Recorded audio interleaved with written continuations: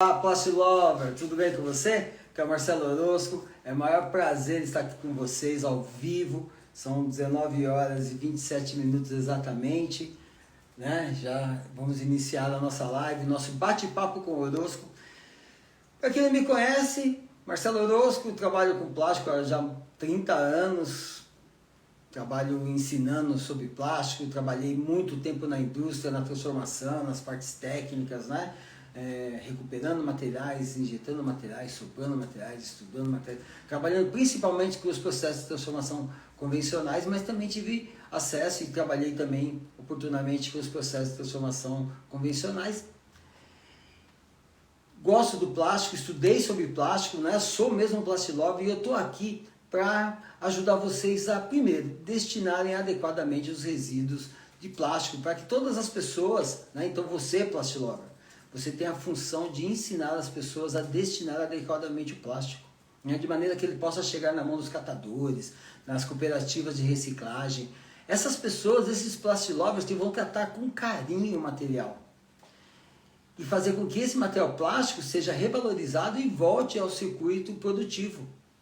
Mas eu também estou aqui para ajudar as pessoas que trabalham no setor ou que querem trabalhar no setor a evoluírem nas suas carreiras. Aqui, conhecimento traga para essas pessoas motivos para a evolução.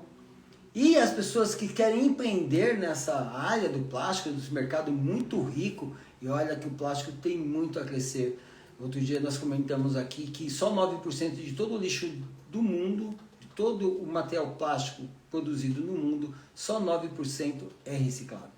Então, nós temos muito que avançar ainda nisso, né? Então, se você quer empreender no setor do plástico, seja na reciclagem, seja na produção de peças, olha, a hora é agora. Nesse sentido, no dia 9/4, às 19 horas e 3 minutos, e eu gosto desse número quebrado, né? As pessoas até me criticam. Por que esse número quebrado aí? Não sei, cara, é um lance de numerologia, não dá para explicar. Eu gosto de 19/3. Então, no dia 9/4, às 19/3, vou fazer uma mentoria sobre o plástico, sobre o mercado do plástico. Você que quer entrar no mercado do plástico, quer seja trabalhar no mercado do plástico, atuar como um Plastilover, quer seja empreender, né? Abrir uma empresa, um negócio e atuar nesse mercado rico e que tem muita oportunidade aí que pode ser aproveitada. Então, se liga aí. No dia 9/4, às 19h03, tem essa mentoria 100% online, 100% gratuita. E aqui na descrição da bio você vai encontrar o link de acesso a um grupo de Telegram, onde todas as informações serão passadas com mais clareza, tá beleza? Fica ligado aí, Plastilover. Tamo junto. E até na sequência desse assunto, né, dessa mentoria que eu penso que será muito interessante e de muito valor para você, nós falaremos também dos processos de transformação. Né? Eu já trabalhei com os processos de transformação convencionais, os processos de transformação especiais. Você se ligou que já tem uma diferença aí? Né? Eu costumo dizer que no mundo do plástico são muitas as informações que a gente pode captar e a gente precisa fragmentar elas para poder explorar a melhor forma possível. Né? Então, os processos de transformação são separados em convencionais e especiais. Hoje nós vamos falar sobre os processos convencionais, tá beleza? E na terça-feira que vem, no dia 6, nós falaremos sobre os processos de transformação de plástico, os processos especiais. E por que processos convencionais? É uma convenção, convencionou-se que os processos de transformação de plásticos que utilizam um conjunto de plastificação para promover transporte, a plastificação e a homogeneização da massa plástica, né? Se você utiliza um cilindro de plastificação e uma rosca plastificadora, esse é um processo chamado de convencional. Se você utiliza outro método de amolecimento, de derretimento, de fusão do material plástico, de transporte e homogeneização, né? Por exemplo, automoldagem, que não utiliza cilindro de plastificação, que não utiliza rosca plastificadora, é um processo chamado de especial. Eu acho que essa é uma grande sacada aí para você conseguir separar os grandes processos de transformação de plástico, tá beleza? Processos de transformação de plásticos convencionais. Esse é o nosso tema de hoje e eu espero que você esteja gostando disso, que te interessa esse assunto, e se você tiver alguma sugestão de tema, de repente uma outra coisa, uma outra área, né, um processo especial, um processo, de repente que você quer saber como é que faz, cara, não morre com a dúvida, pergunta para mim, né, manda um e-mail para marcelo.orosco@c3p2.com.br me perguntando ou sugerindo um tema que você quer que a gente converse aqui e que eu vou buscar informação e eu vou trazer ela para você.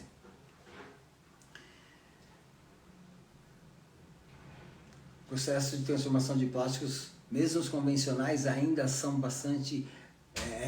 bastante amplo, né? Você pode ainda classificar em dois grandes nichos: processo de transformação por injeção e processo de transformação por extrusão, né?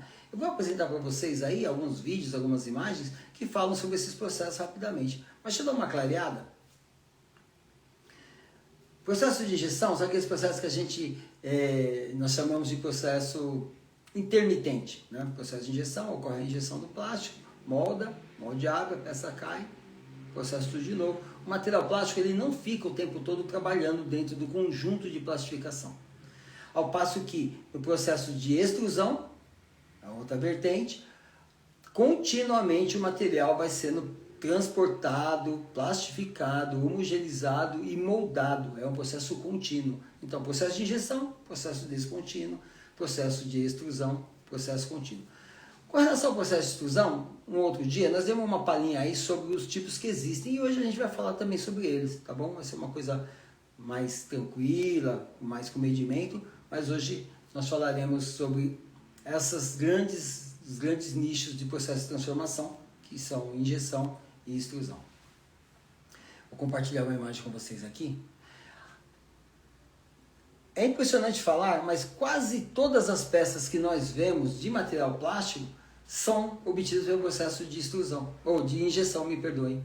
Quase todas as componentes internos de carro, partes de utensílios domésticos, copo de liquidificador, de batedeira, de mixer, puxadores de fogão, tem esse desenho aí desses filtros em linha, né, as partes dos computadores. Aqui em cima, né, tem os brinquedinhos da minha filha, né? Esse aqui é o Aquaman. Os brinquedinhos da minha filha, né? O processo de injeção é um processo que você pode copiar com muita fidelidade quaisquer formatos e realizar a injeção, desde que seja de maneira descontínua. Um outro nicho dentro do processo de injeção são as peças de alto desempenho, né?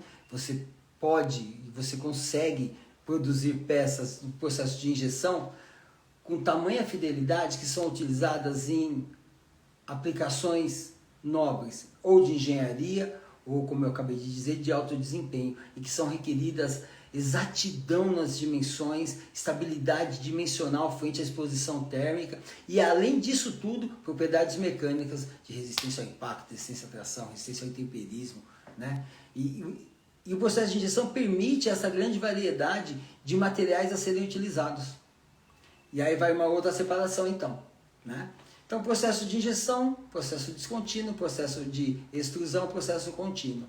E o material que você pode utilizar, ele pode ser para qualquer um dos processos, desde que, para extrusão, tenha uma viscosidade maior do que os materiais utilizados para injeção. Por que isso? Porque na extrusão, quando o material sai do cabeçote, ele precisa de viscosidade, ele precisa de elasticidade para ser moldado. Porque ele sofre a ação do ambiente sobre a própria massa polimérica. O que não acontece em injeção. Em injeção, o processo requer que você tenha velocidade no preenchimento e na cópia da cavidade, de maneira que o produto saia igual o esperado, né? Igual o projetado, conforme o desenho da cavidade.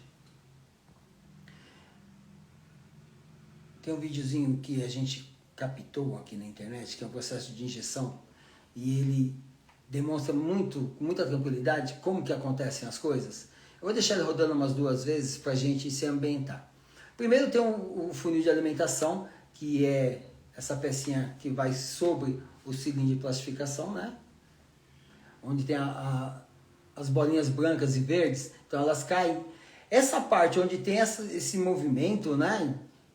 circulando, essa é uma rosca plastificadora. Nós também chamamos de rosca de Arquimedes, né? Ou fuso de Arquimedes. É um fuso helicoidal sem fim que tem como função empurrar o material para frente constantemente. Cada vez que ela faz um movimento de giro, o material avança até a capacidade que você espera injetar dentro da cavidade do molde, né?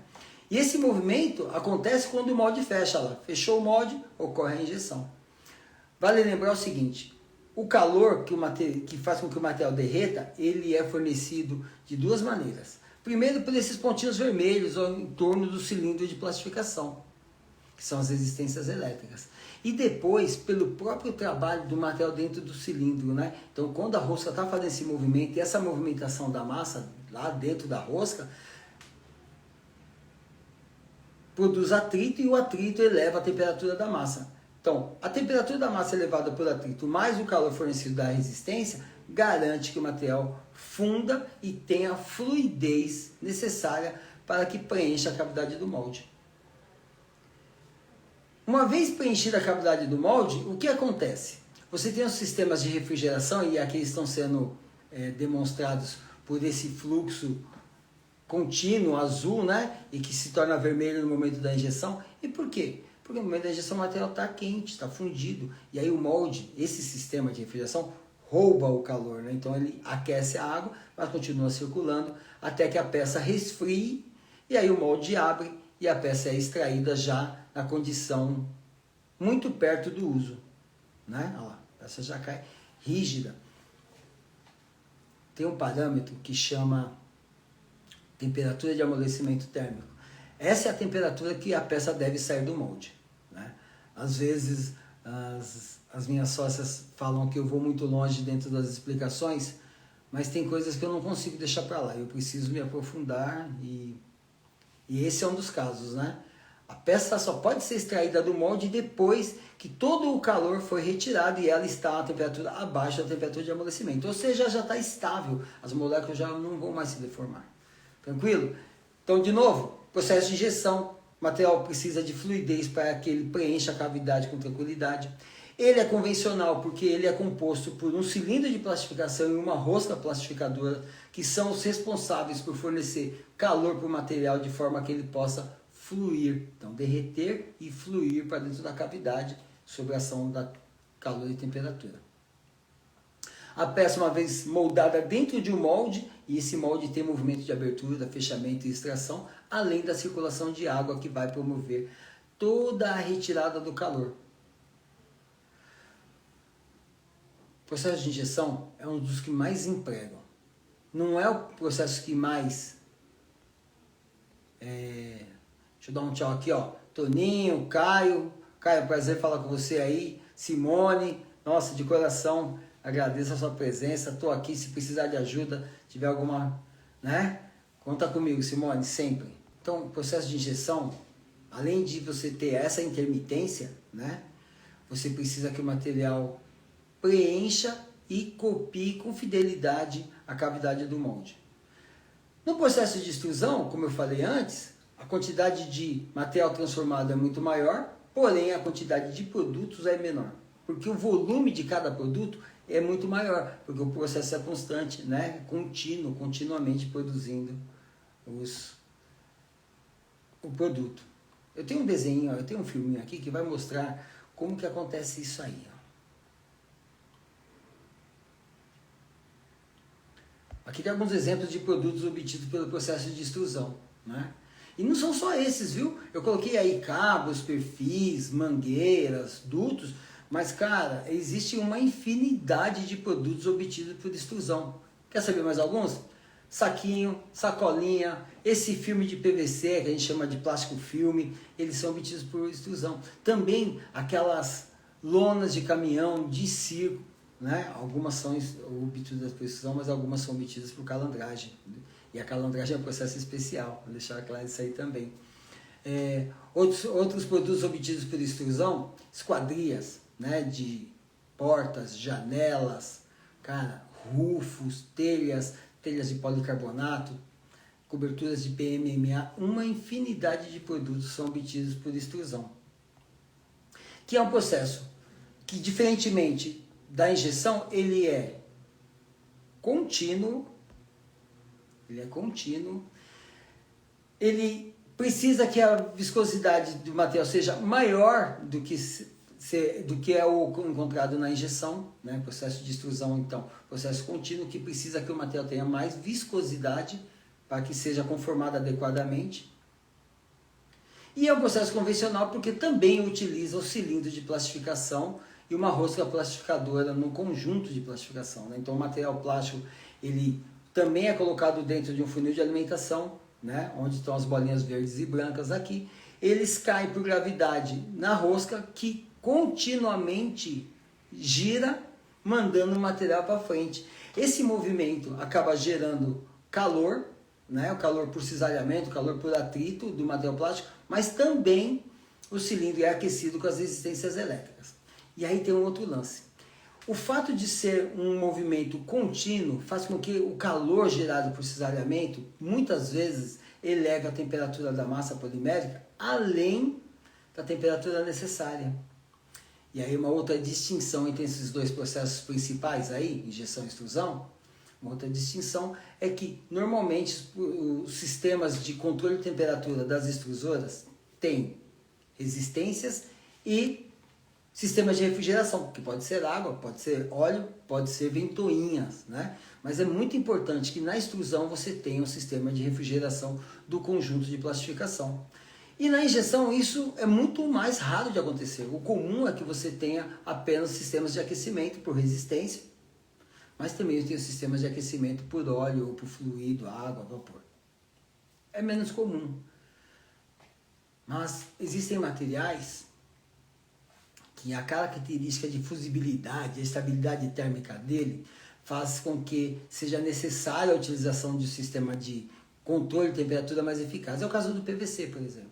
Então, há máquinas injetoras especializadas em PVC que têm sistema de refrigeração. Mas isso não é o comum, tá bom? O comum é só aquecimento na injetora, aquecimento e refrigeração nas máquinas extrusoras, e é uma distinção que a gente faz no processo. Ó, esse processo está aparecendo no filminho aí, cara, ele é muito legal. Essa é uma interatividade promovida pelos sistemas digitais que favorecem muito a aprendizagem, né? Então a gente percebe que o material cai no funil de alimentação no sistema de plastificação, ele é transportado e no transporte acontece a fusão e a homogeneização da massa até sair no cabeçote. O cabeçote é justamente essa parte que está sendo circulada pelo círculo aqui laranja, né? Que é onde ocorre a formação do produto. Então o material derretido passa pelo cabeçote, obtém o formato final, nesse caso um tubo, passa por um sistema de refrigeração e controle e depois um sistema de puxamento que vai garantir as dimensões e o corte final. Esse método pode ser utilizado para a produção de rígidos, de flexíveis, recobrimento de cabo, produção de mangueira, espiralados, cara, uma infinidade de coisas, e o método é muito semelhante. Eu já falei isso aqui uma outra vez, e o que diferencia os processos de extrusão são as peças que vêm depois do cabeçote. Então já o cabeçote é que determina o que vem depois, quais são os outros periféricos. Em verdade, é o tipo de produto utilizado que vai determinar essas coisas. Se for um filme, por exemplo, filme balão, você vai ter que ter um cabeçote em que forme alguma coisa que tenha a possibilidade de subir, filme de balão ascendente, né? Se você estiver fazendo uma chapa, você vai ter que ter uma matriz flat die, chapa fininha, que vai arrastar o conjunto. E os sistemas de arraste, puxador, sistema de refrigeração, tem que acompanhar esse formato do produto, né? Tem que respeitar os requisitos do produto, então. Oi, Bianca. Oi, Ana. Tudo bem? Oi, Val, tudo bem? Prazer falar com você também. Olha que legal. Igor. As pessoas estão aqui. Se vocês tiverem alguma dúvida, não deixa passar batido. Ó, de cara já deixa seu like aí, tá bom? Se você tá vendo o vídeo gravado, é um prazer estar aqui com você, ó. Obrigado de coração mesmo. Bom dia, boa tarde, boa noite. O vídeo vai ser editado, vai ser postado nas outras redes, vai ser postado também no Face, também no YouTube, e vocês vão poder acompanhar depois, né, na íntegra, tá beleza? Então isso aqui estou apresentando o processo de extrusão contínua. Vou mostrar um outro videozinho de um outro processo de extrusão, só para demonstrar as diferenças entre eles. São todos processos de extrusão, porém, o que vem depois da extrusora, que é o cabeçote, que respeita as características do produto. Por exemplo, esse sistema que está aparecendo aí no videozinho é o sistema de extrusão de filme, né, de película, por extrusão de balão. É um processo ascendente, porque o filme sobe, né, e sai da matriz e sobe. E uma curiosidade sobre esse vídeo, né, é uma coextrusão. Né? A gente está produzindo aí, nesse vídeo, um filme com 3 ou mais camadas, com pelo menos 3 camadas. Né? Se você tiver um cabeçote preparado, você pode fazer até com 7 camadas, usando 3 materiais. Né? Mas aí é uma questão de configuração interna do material. Mas vejam bem, processo convencional. E por que convencional? Porque tem um conjunto de plastificação que é o responsável por... manja mesmo, Rodrigo. Ô, Igor, manja um pouquinho mesmo. Trabalha com isso, né? Obrigado, Simone.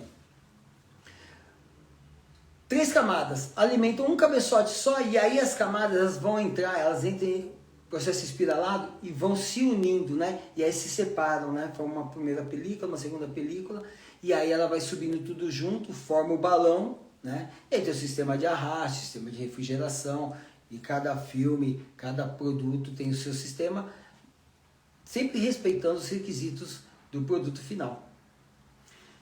Esse sistema especificamente, a refrigeração acontece por ar, né? Então existe um ar que circula dentro do balão, que além de ser responsável por manter o diâmetro externo, né? Manter o diâmetro do balão, ele também é responsável por retirar o calor da massa polimérica, de maneira que ele resfrie. Quando ele chegar lá em cima e fechar, então ele sobe o balão, passa pela saia, que é justamente esse formato triangular, fecha no puxador, fecha. Se ele não tiver frio o suficiente, ele vai colar. Então, esse ar interno e esse ar externo, que passam na parede do filme, servem para evitar que o material entre em colapso, ou, como é chamado aí na gíria vulgar do processo, que ele bloqueie. Bloquear é quando você pega aquela sacolinha do mercado que é impossível de abrir, que não abre de jeito nenhum, ela está bloqueada, ela colou as faces. Por quê? Porque ela acabou sendo puxada, arrastada a uma temperatura maior do que devia, né? Lembra quando eu falei da injeção? Temperatura de amolecimento? É isso aí. Tem um outro videozinho que eu vou mostrar para vocês, que é um outro processo de extrusão e que deve respeitar também as características do produto. E agora eu estou falando do processo de extrusão por sopro, né? Isso é uma máquina extrusora sopradora de 2 mesas, né? E a presença de 2 mesas favorece a produtividade, né? O grau de repetibilidade desse processo é imenso, né? Muita tecnologia. Se eu pudesse comparar, eu diria que é um processo quase robotizado, né? Essa imagem mostra aí que também nós estamos alimentando o cabeçote com 3 camadas, assim como foi no filme, né? 3 camadas compõem o produto final. Quando que é necessário usar 3 camadas? Cara, depende do produto. Por exemplo, quando eu vou embalar ketchup, eu preciso ter uma proteção à passagem de luz, uma proteção à passagem de água, uma proteção à saída dos cheiros e condimentos. Então, no ketchup, nós temos frascos de até 6 camadas, né? Que não quer dizer que tenha 6 extrusoras, mas são 6 camadas e o cabeçote, com certeza absoluta, é preparado especialmente para essa necessidade. Uma outra característica, né, que como o processo de extrusão é contínuo, né, a velocidade de descida do Pailison precisa respeitar a velocidade de movimentação dos carros, né? Então, o carro, quando ele vai e quando ele fecha, é exatamente o tempo do Pailison ter o comprimento exato da peça. Então, o molde vai lá, fecha, volta. Quando ele volta, o outro molde já se encaminha na direção contrária, na mesma direção, sentido contrário, para fazer o mesmo movimento, fechar e arrastar. E aí, esse sincronismo do movimento do sopro garante a repetibilidade e você pode trabalhar com velocidades maiores. E também é um processo convencional. E por que é um processo convencional? Porque também é composto pelo conjunto de plastificação, que é o responsável pelo transporte, plastificação e homogeneização da massa. Nós temos nessa sopradora aí da animação 3 camadas, são 3 conjuntos extrusores, são 3 conjuntos de plastificação. Cada um deles tem o seu sistema de funil, né? E cada um deles tem uma rosca plastificadora, um cilindro de plastificação, um conjunto de aquecimento e um conjunto de refrigeração individualizado, né? Que vai respeitar as características do material durante o processamento. E o cabeçote ele tem que ser preparado de tal maneira que o material, quando desça, né, ele faça um movimento que ele se sobreponha, né, que a camada fique sobre a outra, né? Não que se misturem, elas não podem se misturar, elas têm que se sobrepor. Da mesma maneira que mostra a imagenzinha lá, né, quando é feito um recorte na frente do frasco. Que produtos nós podemos obter por sopro? Cara, uma infinidade. Uma infinidade. Então, desde frasquinhos de Epocler, que eu soprava há 30 anos atrás lá na Santa Marina, até bombonas de 20 litros, tanque de gasolina de 200 litros, né? Recentemente eu vi um vídeo lá da China em que eles estavam soprando um barco, um bote, totalmente em polietileno de alto peso molecular, né? Olha que coisa interessante. Então, esse processo de sopro ele é muito grande, é muito amplo, é um processo convencional dos mais utilizados. Nós temos muito contato com os produtos obtidos por esse sistema aí, por esse método de transformação convencional. Os frascos dos limpadores. Eu tenho uma imagem aqui que mostra alguns produtos que são obtidos por esse processo, né? Dá uma olhadinha aí, ó. Tem galões de água. Na área dos limpadores, então, é uma enormidade, né? Quase todos os produtos são envasados em frascos soprados, né? Então, detergentes, limpadores, cera, álcool, né? Às vezes, nós nos deparamos com os frascos soprados que se assemelham em muito com o processo de extrusão sopro, e na verdade não são, tem que tomar cuidado. O PET, ele não é um produto que é soprado pelo método convencional. Ele tem a pré-forma injetada pelo método convencional, né? Então é um processo convencional de injeção de pré-formas, porém o sopro dessa pré-forma, é chamado estiramento e sopro, não é um processo convencional. Por que não? Porque ele não tem um sistema de plastificação, transporte e mistura da massa fundida, né? A peça já vem praticamente pronta, né? E aí você só faz o estiramento e o sopro dela, que dá a conformação final. Mas os demais frascos de plásticos, todos são obtidos por extrusão sopro. Às vezes com extrusão, porque a gente viu no vídeo, por conta das necessidades especiais do frasco, mas o comum também são processos de extrusão de rosca única, né, de extrusora única, de cor única. Uma curiosidade sobre os galões de água de 20 litros, né, que no princípio da produção deles eram produzidos em policarbonato, evoluíram para PVC, depois retornaram para policarbonato por conta de um... Você sabe que o PVC sofre muita discriminação, né? Nós já falamos sobre isso aqui. Se você quiser ver esse vídeo de PVC ou de extrusão, cara, não passa batido não. Dá um toque aqui no chat, me chama, né? Pede para mim que eu vou te passar o link, a gente vai trocar uma ideia, tá bom? Verdade mesmo, verdade mesmo. Às vezes eu paro de falar porque eu sou velho, né, gente? Esse negócio de digital ainda tô aprendendo essas coisas. E aí aparece algum comentário aqui e eu paro para ler mesmo, né? O Rodrigo está falando aqui que é muito interessante o processo de sopro por co-extrusão. Cara, é mesmo muito legal. Às vezes o pessoal da técnica aparece aqui, eu penso que eu tô fazendo alguma coisa errada, aí eu paro de falar para falar com eles. Tudo bem? Você não faz? Não vi fazer nada. Então vamos continuar aqui, ó. Você que está chegando agora, ó, Marcelo Orozco falando com vocês, nós estamos falando sobre os processos de transformação convencionais, né? Disse que existem os convencionais e os especiais. Os convencionais são aqueles que utilizam conjuntos de plastificação para garantir o transporte, a plastificação e a homogeneização da massa polimérica. Esse conjunto de plastificação ele é composto por um cilindro de plastificação, uma estrutura em aço bastante robusta, com materiais especiais de construção, né? Um acabamento interno também especial, às vezes até ele é composto por peças, né? Chamamos de bucha, Agora eles são embuchados com aços especiais para garantir a resistência mecânica e a abrasão que requer no processo. Cilindro de plastificação. E dentro do cilindro de plastificação tem a rosca plastificadora, que em verdade é um parafuso, é um fuso de Arquimedes. É uma rosca helicoidal sem fim que constantemente, ao girar, fornece calor por meio de cisalhamento ao material plástico. Os conjuntos de plastificação são aquecidos de duas maneiras: resistências elétricas, ou óleo ou vapor, e que são o aquecimento externo, e o aquecimento interno é garantido por conta do cisalhamento que acontece na massa polimérica dentro do cilindro, tá certo? Então, de novo, processos especiais, processos convencionais, os convencionais, cilindro de plastificação, rosca plastificadora, sistema de aquecimento e, no caso das extrusoras, sistema de refrigeração. Outra coisa que nós falamos ainda há pouco é o seguinte: tem uma característica no material polimérico que precisa ser diferente para a extrusão e para a injeção. E quando nós falávamos sobre a classificação dos polímeros, nós falamos sobre o índice de fluidez. E no índice de fluidez é exatamente o ensaio que verifica se o material pode ser utilizado em injeção ou pode ser utilizado em extrusão, né? Se ele for mais viscoso, normalmente ele é encaminhado para a extrusão. Quando ele é mais fluido, ele é encaminhado para a injeção.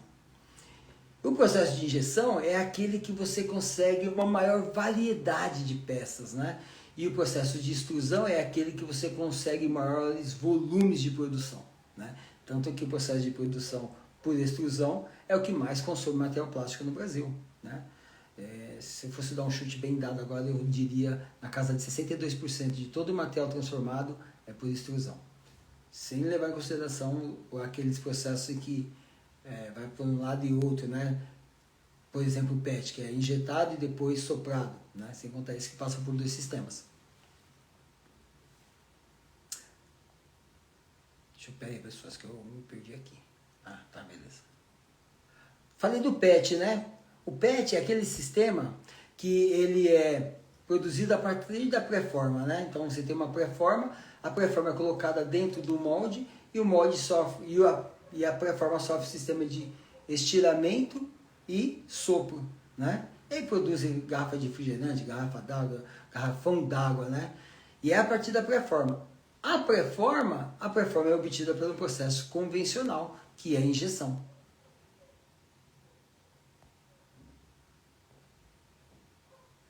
E aí, como nós estamos indo? Está indo bem? Vocês estão gostando do vídeo? Estão gostando da minha explanação? Gente, não fiquem com dúvidas. Não fiquem com dúvidas. Se vocês tiverem alguma dúvida, se tem alguma coisa que eu passei rápido demais, olha, comenta aí. Comenta. Ó, o Rodrigues deixou uma dúvida aqui. Ó. Como é determinado o índice de fluidez na polimerização? Cara, que pergunta difícil essa daí, viu? Mas vamos lá tentar responder. Quando você faz o sistema de polimerização dos materiais plásticos, você utiliza monômeros, catalisadores, iniciadores e tal, né? E nessa mistura, juntamente com a pressão e a temperatura, você determina qual vai ser o tempo e o grau de polimerização.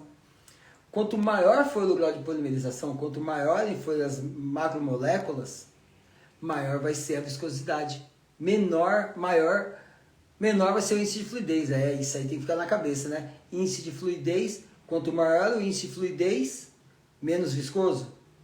Quanto menor o índice de fluidez, mais viscoso. Então, lá na polimerização, quando você utiliza um sistema, um conjunto de aditivos com monômero e com catalisador para elevar o grau de polimerização, você vai obter materiais com peso molecular maior e daí com viscosidade maior, ou seja, índice de fluidez menor.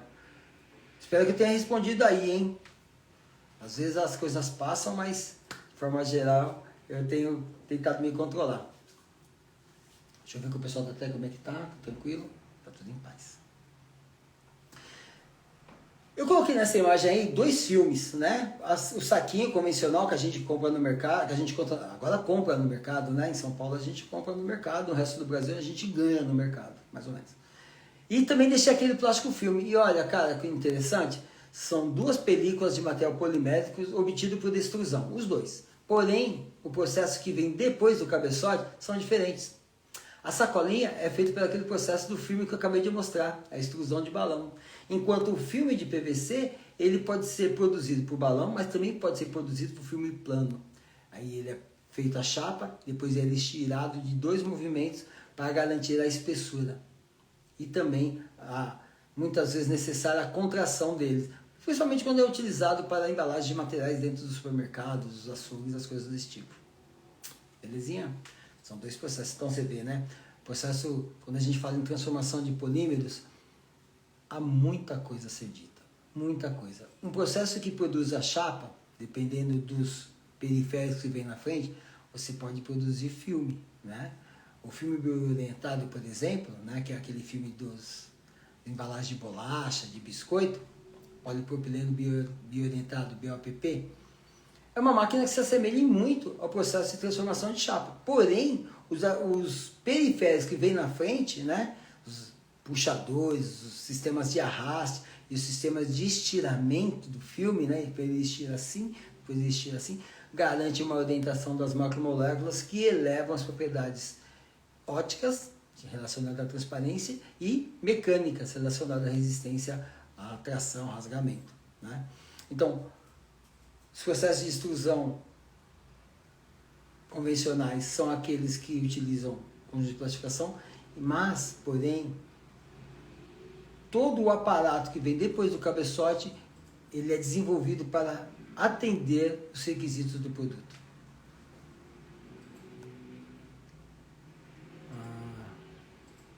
Deixa eu ver se tem mais alguma perguntinha aqui.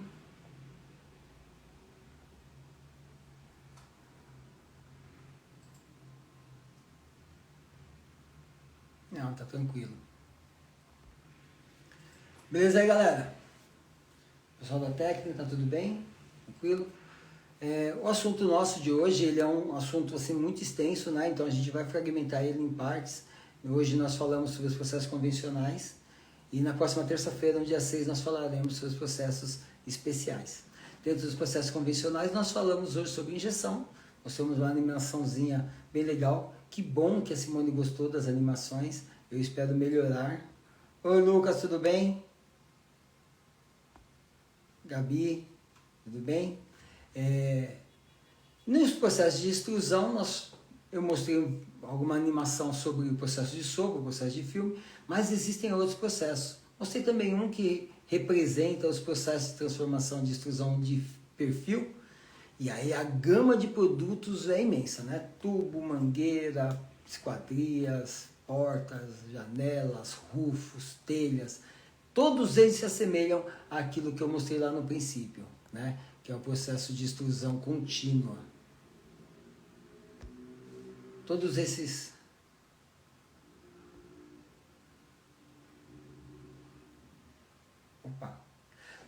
processos de extrusão que eu citei, chapa, perfil, tubo, mangueira, esquadria, eles se assemelham muito a essa animaçãozinha que está passando aí, inclusive no que diz respeito ao sistema de refrigeração, que o comumente utilizado é água.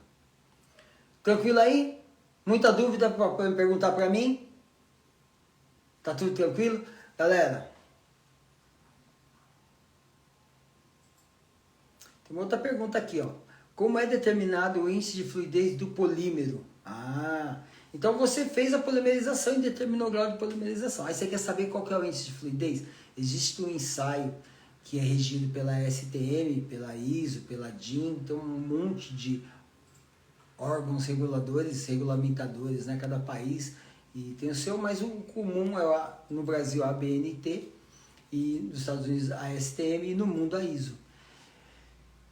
Eles regulamentam e criam um procedimento para a realização do teste de Melt Index, que é em verdade o seguinte: um cilindro de plastificação aquecido com resistência elétrica e um êmbolo. Você coloca o material polimérico lá dentro ainda aquecido, coloca uma carga que é determinada dependendo do material, a carga e a temperatura seguem a família que o material representa, né? Então é importante você saber que material que é. Coloca lá a determinada quantidade, existe uma quantidade específica para o ensaio, a carga, a temperatura e a quantidade de material são específicas. E aí você vai aguardar a fusão do material. Aguardada a fusão do material, tem certeza que já está todo fundido a massa polimérica, você começa a fazer as medições. E aí você vai verificar quantos gramas de material desce por uma matriz padronizada de 1 milímetro quadrado de área, né? Então, aquele material que você colocou no centro de ativação, ele vai ser empurrado para baixo e vai sair numa matriz fininha.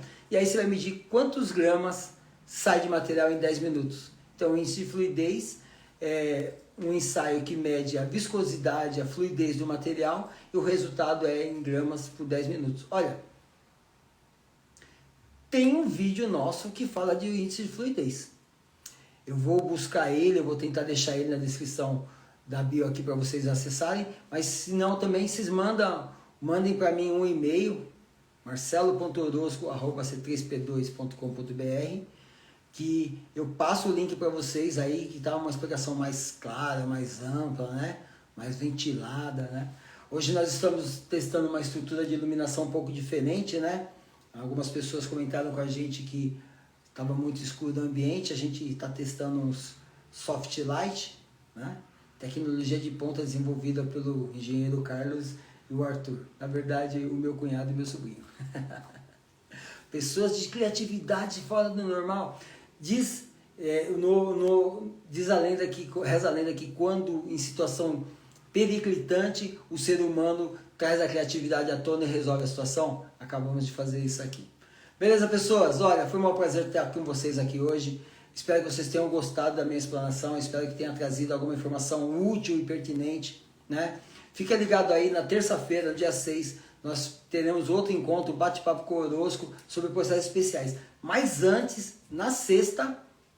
Não, depois. Oh, desculpa, mas depois, na sexta-feira, então, dia 6, na terça-feira, processos especiais, e na sexta-feira, se inscrevam aí, eu vou deixar o link aqui na descrição da bio, para um grupo do Telegram, uma mentoria 100% gratuita, 100% online, para pessoas que querem adentrar no mercado do plástico, seja trabalhar como Plastilover, seja empreender como Plastilover, abrir a sua própria empresa, seu negócio, mas ainda não tem muita ideia de como chegar lá. Cara, eu vou te passar os passos iniciais. Quais são as primeiras coisas que você deve fazer para se tornar um especialista na área, para que você angarie todo esse conhecimento e evolua, né?